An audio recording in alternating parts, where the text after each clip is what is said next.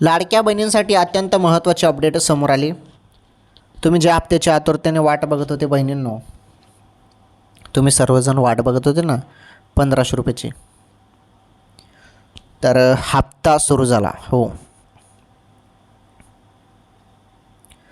हप्ता सुरू झाला। सर्व लाडक्या बहिणींच्या खात्यामध्ये 1500 रुपये सुरू झाले। ज्यांची KYC झाली त्यांच्या खात्यामध्ये पैसे येणे सुरू झाले।